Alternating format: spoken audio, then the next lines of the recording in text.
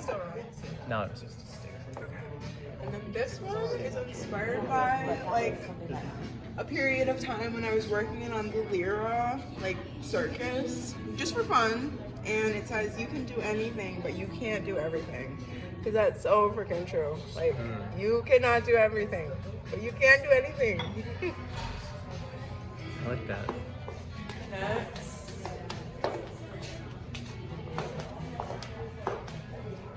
This was another one that was really fun and just organic. And I was dancing around, moving around, and I knocked some water over, hence this moment. And it says, when will your... When... Oh, fuck, I forgot what I wrote. But something about holding hands.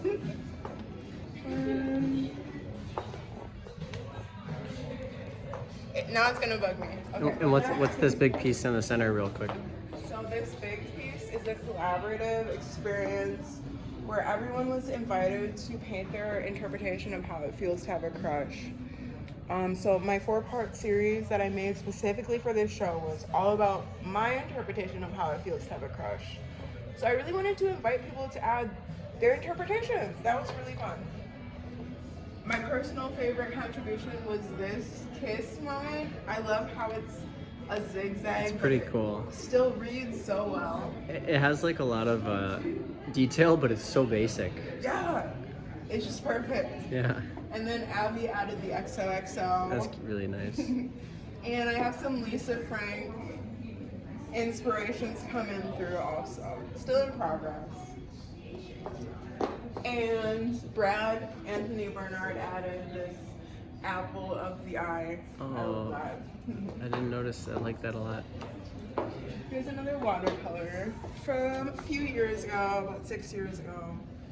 Inspired by Muka and also Bouguereau. Yeah, kind of a study. Mirror. This isn't part of the show, but I love this mirror. And this is the start of the Crush series. So these watercolors are like inverse emotions of each other. This one is like the honeymoon phase, where you're just like relishing in all of the lovey-dovey feelings and you're unabashed in that sort of energy. And this is like the inverse of that, where you're playing hard to get. We have these romantic elements, the cherub, the cupid, the harp. But she's too cool to make a big deal of it. She's like, what else you got? I have this 3-part moment that points to my dance background. Love dance, love movement. This one is about like emerging from a dark period of depression and just like not letting that define you and rising up from that.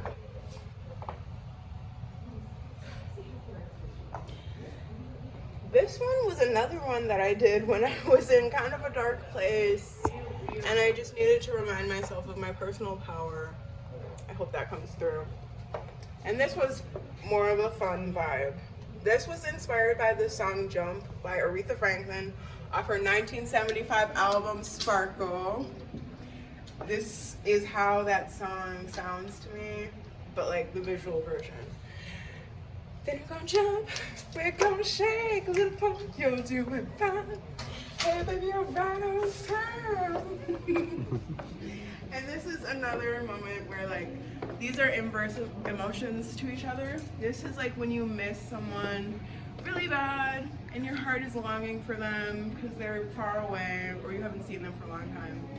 Whereas this one is like, your crush just left your house or you just left a really good date and you're just relishing in that recent memory and you don't miss them but they're not around. It's like you're kind of happy in their absence because it's giving you time to reflect on those lovey-dovey feelings that you have for that person. Just do a close-up real quick. This was so much fun to make up-close paintings versus like murals. Some sketchbook moments. The show wouldn't be complete without the sketchbook moments, because that's been a really significant part of my practice. This I did when I was like 14 or 15. This is a decade-old drawing that my mom loved. And I think it's still my contact photo for my mom's contact for me. And this one, I would never have shown this one on my own accord, but the curator thought it would be a good addition. So I wasn't gonna fight her on that, you know? How many pieces did you show her to whittle it down to these? Basically every piece that, not every piece that I've ever made, but yeah. Quite like, a lot. Mm-hmm. Wow. It was so fun to narrow it down. Some of it was like, yeah, definitely not, put that away. But like, it was just really interesting to narrow my work down and like, yeah, come up with a show. And this ceramic necklace was made in the studio of Jessica Laub.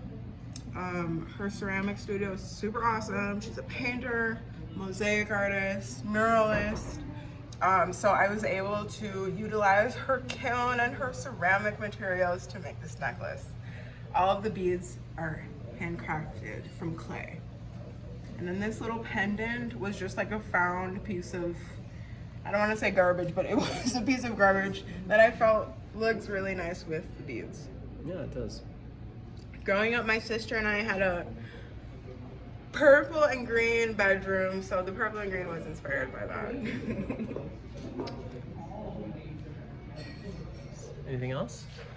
That's the show, short and sweet.